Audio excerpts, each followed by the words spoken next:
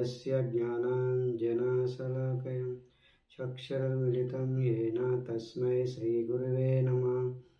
नमो विष्णुपादाय कृष्णप्रेष्ठाय भूतले श्रीमते भक्तिवेदान्त स्वामी इति नामिने। नमस्ते सरस्वतीं देवीं गौरवाणी प्रचारिणे निर्विशेषशून्यवादी पाश्चात्यदेशतारिणे।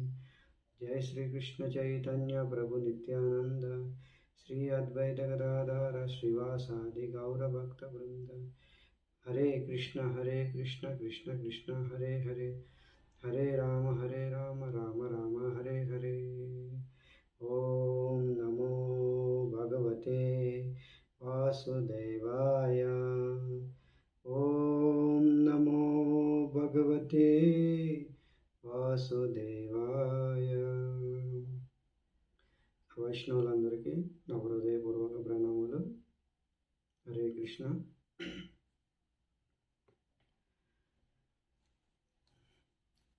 శ్రీమద్ భాగవతం ప్రథమ స్కందము అధ్యాయం 19 శ్లోకము 1। పరీక్షిత్ మహారాజు యొక్క విచారణ ఎలా ఉంటుందో ఈ అధ్యాయంలో చెప్పడం జరిగిందనమాట। పరీక్షిత్ మహారాజు భగవంతుడి యొక్క శుద్ధ భక్తుడు, భాగవతోత్తముడు। ఒకసారి పరీక్షిత్ మహారాజు అడవికి వేటగాని వెళ్ళాడనమాట। వేటగాని వెళ్ళినప్పుడు మంచి ఎండాకాలము, చాలా దాహం వేసింది।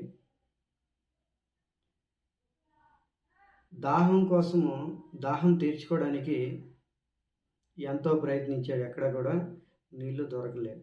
చివరికి ఒక ఆశ్రమము ఆయనకి కనిపించిందనమాట। ఆ ఆశ్రమం దగ్గరికి వెళ్ళాడనమాట। అది శ్రమిక ఋషి ఆశ్రమము। ఆ ఆశ్రమం దగ్గరికి వెళ్ళిన తర్వాత దాహం అనేసి పరీక్షిత్ మహారాజు ఎంతో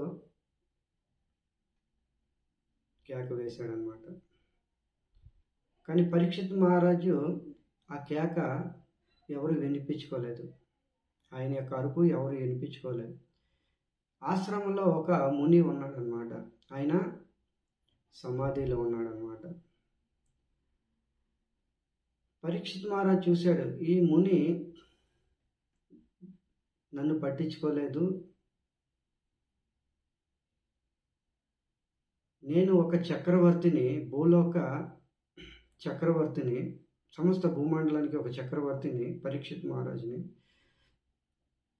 నేను దాహం అని అరుస్తున్నా ఈ ముని, ఈ సాధువు పట్టించుకోలేదు అని ఆయన ఏం చేశాడు, ఒక మృత సర్పాన్ని ఆయన మెడలో వేసి వెళ్ళిపోయాడనమాట। ఎందుకు వేసి వెళ్ళిపోయాడు? ఆయన యొక్క ఆలోచన ఏంటంటే, నా రాజ్యంలో సాధువు ఈయన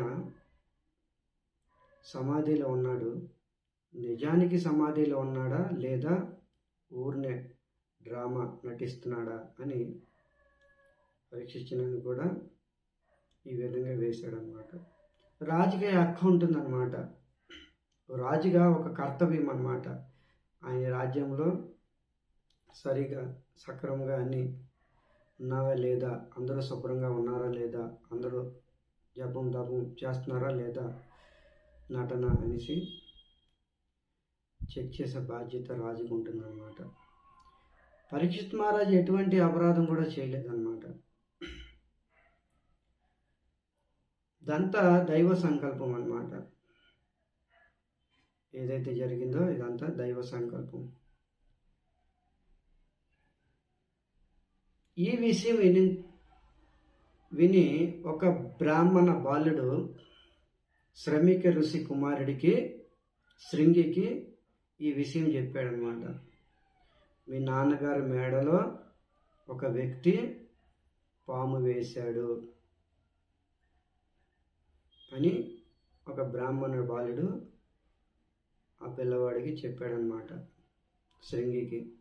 శృంగి వెంటనే ఆలోచించకంట, ఎవరైతే మా నాన్నగారి మెడలో పాము వేశారో ఆయన 7 రోజుల తర్వాత తక్షకుడు అనే పాము ద్వారా మృత్యు వస్తుంది అని గంగాజలం తీసుకొని స్పృశించి శాపం పెట్టాడనమాట. కానీ ఇక్కడ ఒక సిద్ధాంతం మనం ఆలోచించుకోవాలి.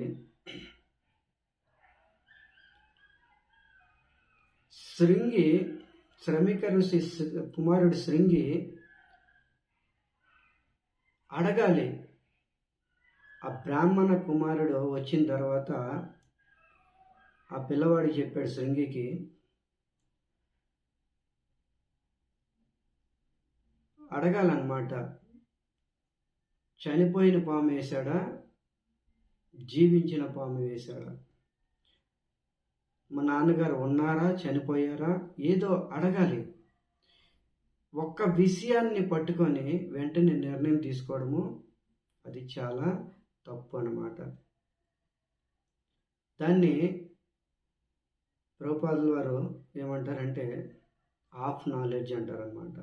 అర్ధజ్ఞానం తీసుకొని నిర్ణయం తీసుకోవడము చాలా పెద్ద సమాజానికి హానికారం అవుతుంది, చాలా పెద్ద నష్టం జరుగుతుంది, దాని యొక్క మూల్యం చెల్లించాల్సి వస్తుంది అన్నమాట. అరే ఒక్క విషయం ఆలోచించి అడగొచ్చు కదా, శృంగి చనిపోయిన పాము వేశాడా, బతికిన పాము వేశాడా, ఎవరు వేశారు, ఎందుకు వేశారు, ఆ చెప్పే పిల్లవాడు కూడా సగం జ్ఞానంతోనే వెళ్ళి చెప్పాడనమాట. వినిన పిల్లవాడు కూడా సగం జ్ఞానంతోనే విన్నాడనమాట. తొందరపాటు నిర్ణయము అనర్థానికి కారణం వస్తుంది. శాపం ఇచ్చిన తర్వాత ఏడుస్తూ తండ్రి దగ్గరికి వచ్చాడనమాట. ఈ ఏడుపు విని ఈ యొక్క సమాధి నుంచి బయటికి వచ్చాడనమాట. ఎవరు? శ్రమిక ఋషి. చూడండి, ఇక్కడ కూడా ఒక సిద్ధాంతం నేర్చుకోవాలన్నమాట. అక్కడ పరీక్షిత్ మహారాజు దాహం అనే గొంతు ఎంతో బిగ్గరగా అడిగాడు, దాహం అనేసి. శ్రమిక ఋషి కళ్ళు తెరవలే. ఇక్కడ పిల్లవాడు తన కుమారుడు ఏడుపు చూసి సమాధి నుంచి బయటకు వచ్చాడనమాట. పుత్ర వాత్సల్యం అన్నమాట. చూడండి, అప్పుడు శ్రమిక ఋషి అడిగాడనమాట, నీ ఏడుపు కారణం ఏంటి అనేసి. నాన్న, మీరు ఇంకా జీవించే ఉన్నారనేసి అడిగాడనమాట. ఏంటి ఇలా మాట్లాడుతున్నావు, మీ మెడలో ఎవరో పాము వేశారు, మీరు చనిపోయారనేసి నేను వెంటనే శాపం ఇచ్చాను. ఎవరు? నాకు తెలియదు. అప్పుడు శ్రమిక ఋషి ధ్యానంలో చూస్తే పరీక్షిత్ మహారాజు, మహాభాగవతోత్తముడు, ఒక ధర్మాత్మ రాజుకి నువ్వు ఈ విధంగా ఆలోచించకంట శాపం ఇచ్చావు, ఈ తప్పు నీది కాదు, తండ్రిగా నాది అని స్వీకరించాడు. పిల్లవాడు తప్పు చేస్తే పిల్లవాడిది కాదు, తండ్రిది. శిష్యుడు తప్పు చేస్తే శిష్యుడిది కాదు, ఒక గురువుది అని శ్రమిక ఋషి ఎంతో బాధపడ్డాడనమాట. ఇంత ధర్మాత్మ రాజు ఎప్పుడైతే వెళ్ళిపోతాడో రాజ్యం నిండా దొంగతనాలు జరుగుతాయి, దోపిడీలు జరుగుతాయి, ఎన్నో అరాచకాలు జరుగుతాయి, కలి ప్రవేశిస్తుంది అని ఈ విధంగా శ్రమిక ఋషితో చెప్తున్నాడు అనమాట. ఈ తప్పు నీది కాదు, తండ్రిగా నాది తప్పు అనేసి చెప్తున్నాడు అనమాట. ఈ విధంగా ఎన్నో శ్లోకాల్లో తన తప్పుని స్వీకరించాడనమాట. పరీక్షిత్ మహారాజు వెళ్ళిపోయాడు. ఆయనకి తెలియదు ఈ విషయం, శాపం అనే విషయము తెలియదు అనమాట. కానీ శ్రమిక ఋషి దగ్గర ఒక శిష్యుడు ఉండేవాడు అనమాట, గౌరముని. ఆ గౌరమునిని పిలిచి వెంటనే హస్తినాపురానికి వెళ్ళి రాజుకి చెప్పు, నీకు 7 రోజుల్లో మరణం జరగబోతుంది, ఏమైనా ఉపాయం ఉంటే బయటపడు, చావు నుంచి బయటపడడానికి ఏమైనా మార్గం ఉంటే వెతుక్కో అని సందేశం ఇచ్చి పంపించాడనమాట. పరీక్షిత్ మహారాజు ఈ విషయం తెలీదు, వెళ్ళిపోయాడనమాట. వెళ్ళిపోయి ఆ ఇంటిలోని ఆ రాజ్యానికి వెళ్ళి ఈ విధంగా ఆలోచిస్తున్నాడు అనమాట. ఆయన ఆలోచన చూడండి ఎంత ఉన్నతమైందో. ఇక్కడ సూత గోస్వామి చెప్తున్నాడు అనమాట.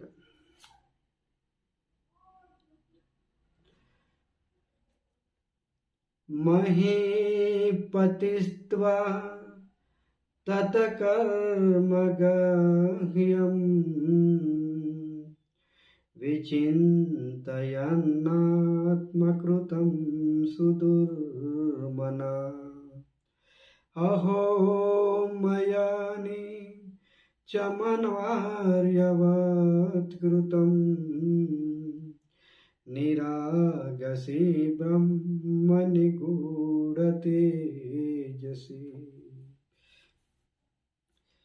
ఇక్కడ సూత గోస్వామి చెప్తున్నారన్నమాట. ఏమని? మహి పతిస్త్వ తతకర్మ గుహ్యం. మహి, మహి అంటే భూమండలము, సమస్త భూమండలానికి చక్రవర్తి అయిన పరీక్షిత్ మహారాజు మహి అని సంబోధిస్తున్నారు అనమాట. మహి భూదేవికి ఒక పేరు మహి. మహి అనేది గౌరవంతో వర్ణించిన ఒక వర్ణన అనమాట. గౌరవంతో వర్ణించిన ఒక పేరు అనమాట. మహి అనేది మర్యాద పూర్వకమైన ఒక పేరు అనమాట. అలాంటి భూమి అందరికీ ఆదరణీయ అనమాట. భూమాత అందరికీ ఆదరణీయ అనమాట. అలాంటి భూమండలానికి చక్రవర్తి మహీపతిస్త్వ తతకర్మ గుహ్యం. పరీక్షిత్ మహారాజు సింహాసనం మీద కూర్చొని ఇలా ఆలోచిస్తున్నాడు అనమాట. ఏమని? నాతో పెద్ద అపరాధం అయ్యింది ఈరోజు, నా ద్వారా చాలా పెద్ద అపరాధం జరిగింది అని ఆలోచిస్తున్నాడు అనమాట. ఆయన నడిచేటప్పుడు మార్గంలో గుర్రాల ద్వారా వెళ్తున్నారు కదా, మార్గంలో వెళ్ళేటప్పుడు ఈ ఆలోచన రాలే. ఎప్పుడైతే ఆసనం మీద, తన సింహాసనం మీద కూర్చున్నాడో ఈ ఆలోచన వచ్చింది. దాన్ని బట్టి మనకు అర్థమవుతుంది ఏంటి? ఆ ఆసనము ధర్మ ఆసనమై ఉన్నది. ఆసనము ధర్మాసనమై ఉన్నది. ఒక ఆచార్యులు చెప్తారు ఇక్కడ, ఆయన పరీక్షిత్ మహారాజు కూర్చున్న ఆసనం ఎలాంటిది? ధర్మ ఆసనం అన్నమాట. ధర్మ ఆసనం మీద కూర్చుంటే ధర్మ విచారణలు వస్తాయి. చెడ్డ ఆసనం మీద కూర్చుంటే చెడ్డ విచారణలు వస్తాయి. స్థాన ప్రభావం ఉంటుంది. స్థానం ప్రభావం, నా బలం ప్రభావం, స్థాన ప్రభావం చాలా ఎక్కువగా ఉంటుందన్నమాట. మనం కూర్చునే స్థానము ప్రభావం కలిగి ఉంటుందన్నమాట. అలాగే మనము ఎక్కడ కూర్చున్న ధర్మ ఆసనం అంటే సత్సంగంలో కూర్చొని అనుకోండి, మంచి విచారణ, మంచి ఆలోచనలు వస్తాయి. అదే చెడ్డ వాళ్ళ సాంగత్యంలో కూర్చున్నాం అనుకోండి, చెడ్డ ఆలోచనలు వస్తాయి. అందుకనే అసత్సంగ త్యాగో యహి వైష్ణవ ఆచార్య. సత్సంగ సాంగత్యంలో ఉండాలి, అసత్సంగము త్యాగం చేయాలన్నమాట. ఎప్పుడు కూడా చెడు సాంగత్యం అనేది త్యాగం చేయాలి. చెడు సాంగత్యం మూలంగా చెడు విచారణ వచ్చే అవకాశం ఉంటుంది. చెడు విచారం ద్వారా పాపం జరుగుతుంది. పాపం ద్వారా దుఃఖం వస్తుంది. దుఃఖం ద్వారా వ్యక్తి పతనమయ్యే అవకాశం ఉంటుంది. మహీపతిస్త్వా తతకర్మగర్హ్యం విచింతయన్నాత్మ కృతం సుదుర్మన.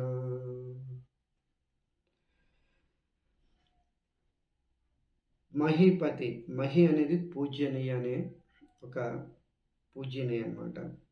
ఆయన ఏం చెప్తున్నారు? ఈ ఆసనం మీద కూర్చొని తతకర్మ గహ్యం, నేను ఒక ఋషి మెడలో నేను ఆ ఋషి మెడలో మరణించిన పాము వేసి చాలా పెద్ద తప్పు చేశాను.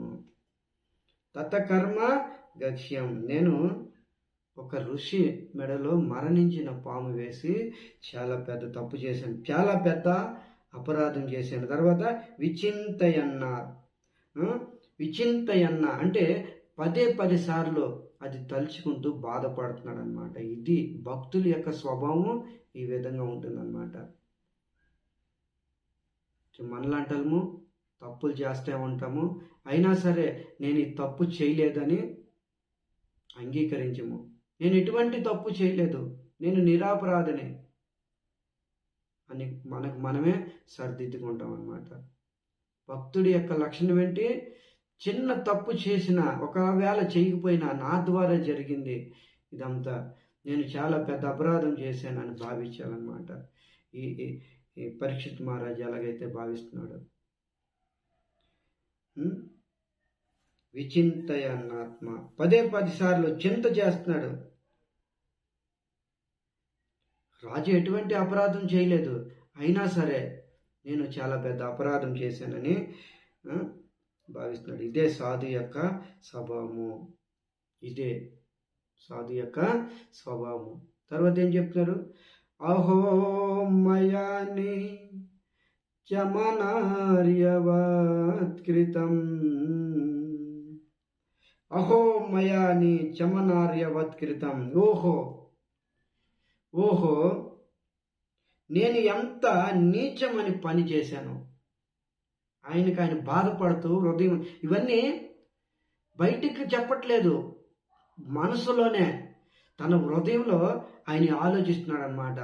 బయటికి ఎవరితో చెప్పట్లేదు, తన హృదయంలో ఈ ఆలోచన అనేది వస్తుందన్నమాట.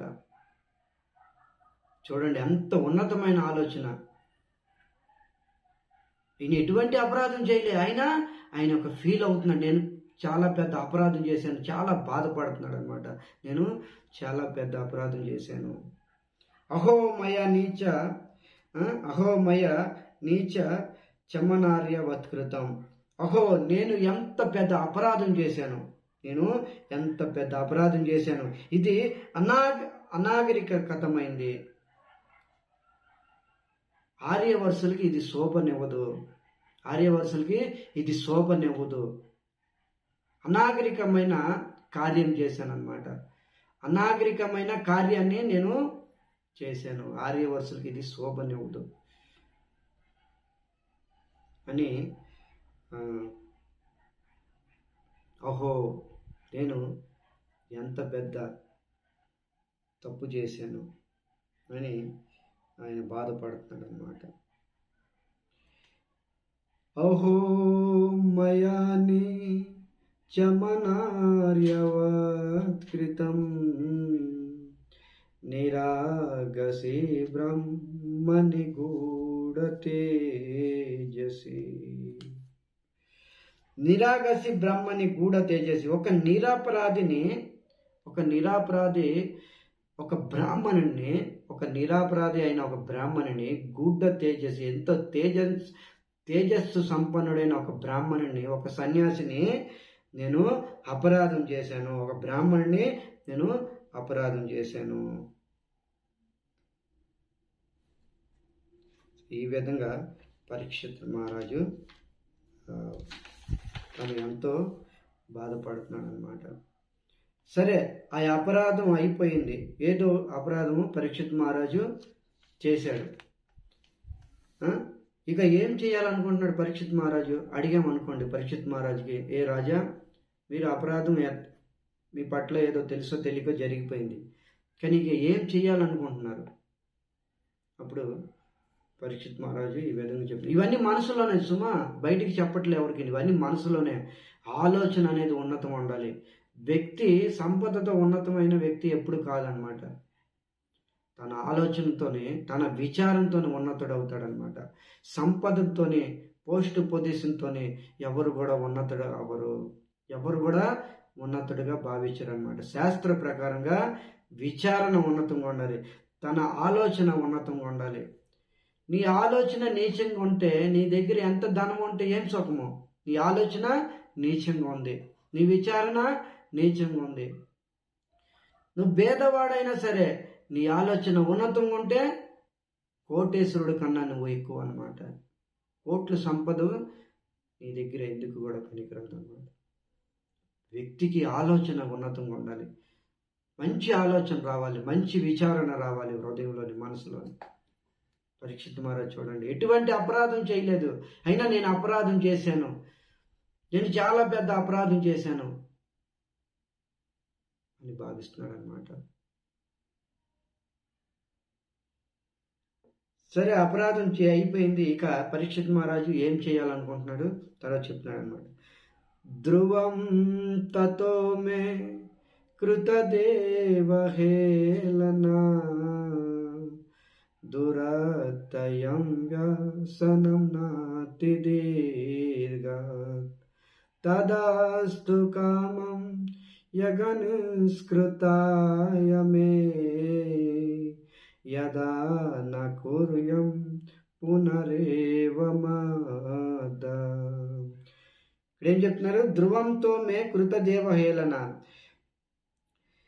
నిశ్చయంగా నా జీవితంలో పెద్ద దుఃఖం రావాలి. ధ్రువంతో నిశ్చయంగా, తత హేళన, నేను ఒక సాధువుకి, ఒక దేవతకి నేను హేళన చేశాను. అందుకే ధ్రువంతో ఖచ్చితంగా నా జీవితంలో పెద్ద దుఃఖం రావాలి. దురత్తయ అంటే పెద్ద దుఃఖము. దురత్తయ అంటే పెద్ద దుఃఖము, మిక్కిలి గొప్పదైన దుఃఖము నా జీవితంలో రావాలి, నా జీవితంలోనే రావాలి. చూడండి, దుఃఖాన్ని కోరుకుంటున్నాడు అనమాట. తెలుసో తెలియకో తప్పు జరిగింది అనుకోండి, మన జీవితంలో పశ్చాత్తాపడాలన్నమాట, ప్రాయశ్చిత్తం పడాలి. ప్రాయశ్చిత్తం మించింది ఏమీ లేదు. అంతేగాని తప్పు జరిగిపోయింది, చేసేసాము, అయినా నేను ఎటువంటి తప్పు చేయలేదని జారిపోవడం కాదు. ఇది మనిషి యొక్క స్వభావం కాదనమాట. వ్యక్తి యొక్క ఆలోచన ఉన్నతంగా ఉండాలి, అప్పుడే ఇవన్నీ మనసులోకి వస్తూ ఉంటుంది. ఆయన దుఃఖం కోరుకుంటున్నాడు అంటే, నేను చేసిన పనికి, నేను చేసిన అపరాధానికి నాకు దండన కావాలి. మనం తప్పు చేస్తాము, దండన నుంచి బయటపడాలనుకుంటాం అన్నమాట. నేను ఎటువంటి తప్పు చేయలేదు, నాకు ఎటువంటి దండన, నేను దండనకి అర్హుడిని కాదు. ఎక్కడ పరీక్షిత్ మహారాజు ఆలోచన, ఎక్కడ మన ఆలోచన? చూడండి, పరీక్షిత్ మహారాజు ఎంత ఉన్నతమైన ఆలోచన ఆలోచిస్తున్నాడు అన్నమాట. ధ్రువం తాతో మే కృతదేవ హేళన, నేను దేవతకి హేళన చేశాను. అందుకనే దురత్తయ్య వ్యసనం, వెంటనే పెద్దగా దుఃఖం రావాలి. చిన్న దుఃఖం కాదు, చిన్నదాంతో కాదు, చిన్న ఆటలతోనే కుదరదు, పెద్ద దుఃఖం రావాలి. దురత్తయ్య వ్యసనం అంటే దుఃఖం. నాకు నా జీవితంలో పెద్ద దుఃఖం రావాలి. ఎందుకు? నేను చాలా పెద్ద అపరాధం చేశాను.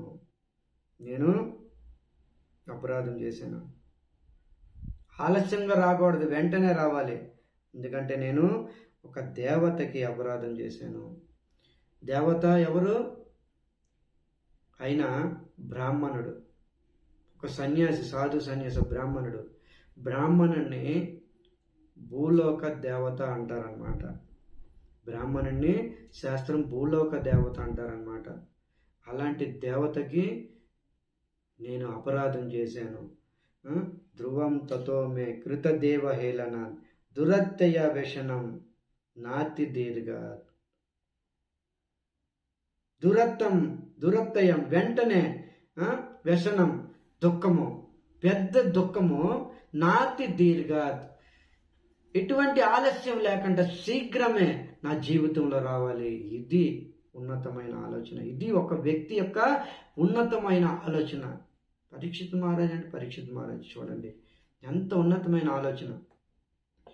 మనం పెద్ద పెద్ద తప్పులు చేస్తాము, అయినా సరే నేనేం తప్పు చేయలేదు అంటాం. పెద్ద దండను కోరుకుంటున్నాడు పరీక్షిత్ మహారాజు. తప్పు చేసినప్పుడు దానికి పడడము మంచిది. లేదంటే అదే తప్పు యమదండనగా మారిపోయి మనకి దండనగా అయిపోతుంది అనమాట. యమదండనగా మారిపోతుంది. వెంటనే ప్రాయశ్చిత్త పడాలి. మన తప్పుని మనం స్వీకరించాలి. హృదయంలో బాధపడాలి. నేను తప్పు చేశాను. అప్పుడు ఆ తప్పు తగ్గుతుందన్నమాట. లేదంటే వడ్డీకి వడ్డీ, చక్ర వడ్డీ ఎలా పెరుగుతుందో అలాగే పెరిగిపోతుంది అన్నమాట. ఇది కూడా తప్పుని స్వీకరించాలి, పశ్చాత్తాపడాలి. లేదంటే దండన యమదండనగా మారిపోతుంది. అందులో ఎటువంటి సందేహం లేదు. ఎవరైనా సరే తన తప్పుని సరిదిద్దుకోవాలి. ఇంద్రుడు ఎన్ని తప్పులు చేశాడో చూడండి. భాగవతం నిండా ఇంద్రుడిది అనేక తప్పులు సుఖదేవ్ గోస్వామి లెక్కించాడనమాట. అయినా తన తప్పుని తాను తెలుసుకొని భగవంతుడి శరణాగతి పొందాడనమాట. అలాంటి ఇంద్రుడి కోసము భగవంతుడు 10 సార్లు ప్రతి యుగంలోని అవతరిస్తున్నానని చెప్తున్నాడనమాట. ఇంద్రియాని వ్యాకులం ముఖ్యంతి యుగే యుగే. అలాంటి ఇంద్రుడిని రక్షించడానికి నేను ప్రతి యుగంలో యుగే వస్తున్నాను. ఇంద్రుడు చేసిన తప్పులు ఎవరు చేయలే. అయినా తనకు తాను పశ్చాత్తాపడతాడనమాట. పశ్చాత్తాపడి భగవంతుడి యొక్క శరణాగతి పొందుతాడు. ఈ విధంగా తప్పు చేయడం సహజమే. తెలియక తప్పు చేస్తారు మానవులు. కానీ ఆ తప్పు సరిదిద్దుకొని మన హృదయంలో పశ్చాత్తాపడాలి. నేను ఇంత పెద్ద తప్పు చేశాను, ఇంత పెద్ద అపరాధం చేశాను అని భావించాలన్నమాట. మనలో మనము చాలా రోధించాలన్నమాట. హృదయంలో రోధించాలన్నమాట. అంతేగాని నేను ఎటువంటి తప్పు చేయలేదని అనుకోకూడదు. నువ్వు అనుకుంటే సరిపోదు. అక్కడ దేవ సమాజంలో, భగవంతుడి యొక్క సమాజంలో కౌంటింగ్ అయిపోతుంది. యమధర్మరాజు సమాజంలోనే లెక్కింపబడుతుంది, కౌంటింగ్ అయిపోతుంది. పరీక్షిత్ మహారాజు ఈరోజు తప్పుని తప్పు చేయలే, అయినా సరే నేను తప్పు చేశానని భావిస్తున్నాడు అనమాట. ధ్రువం తతో మే కృతదేవ హేళన దురత్తయ వ్యసనం నాతి దీర్ఘాత్. ఎక్కువ ఆలస్యం కాదు, వెంటనే నా జీవితంలో పెద్ద దుఃఖం రావాలి. ఆ దుఃఖము వెంటనే రావాలి. ఎందుకు వెంటనే రావాలి? ఇంత పెద్ద తప్పు చేశాను, మరొకసారి ఇలాంటి అపరాధం జరగకుండా ఉండాలంటే నాకు పెద్ద దండనే ఉండాలి. మరోసారి ఇలాంటి అపరాధం చేయకుండా ఉండాలంటే నాకు పెద్ద దండన ఉండాలి. దురత్తయ వ్యసనం నాతి దీర్ఘ యథా నా కుర్యం పునరేవ వృద్ధి. మరలా తిరిగి ఈ తప్పు చేయకుండా ఉండాలంటే నాకు వెంటనే పెద్ద దండన ఉండాలి. ఈ విధంగా పరీక్షిత్ మహారాజు ఇవన్నీ మనసులోనే భావించుకుంటున్నాడు అనమాట. బయటికి ఏమి లేదు, మనసులోనే, హృదయంలోనే. చూడండి ఆయన యొక్క విచారణ, ఆయన యొక్క ఆలోచన ఎంత ఉన్నతమైందో. వ్యక్తికి కావాల్సింది తన ఆలోచన ఉన్నతంగా ఉండాలన్నమాట. ఆలోచన మూలంగా పురోగతి సాధిస్తాడు. నీచ ఆలోచన ఉందనుకోండి, దిగజారిన పనులు చేస్తాడు. ఉన్నతంగా ఆలోచించి ఉన్నత కార్యాలు చేస్తూ ఉంటాడు అనమాట. ఉన్నతంగా ఆలోచించేవాడు ఉన్నతమైన కార్యాలు చేస్తాడు. నీచ బుద్ధివాడు నీచంగా ఆలోచించి నీచ పనులే చేస్తాడనమాట. ఇవన్నీ ఆలోచన అనేది ఎక్కడి నుండి వస్తుంది? సాంగత్యం మూలంగా వస్తుంది అనమాట. సాంగత్యం మూలంగా వస్తుంది. భగవత్ సాంగత్యం మూలంగా, భక్తుల సాంగత్యం మూలంగా శ్రీమద్ భాగవతం శాస్త్ర పాఠనం చేస్తే మన ఆలోచనలు అనేది మారుతాం అన్నమాట. మంచి ఆలోచనలు వచ్చే అవకాశం ఉంటుంది అన్నమాట. తర్వాత పరీక్షిత్ మహారాజు ఏమి దండన కోరుకుంటున్నాడో తర్వాత చర్చించుకుందాం. ఇంతవరకు సెలవు. హరే కృష్ణ.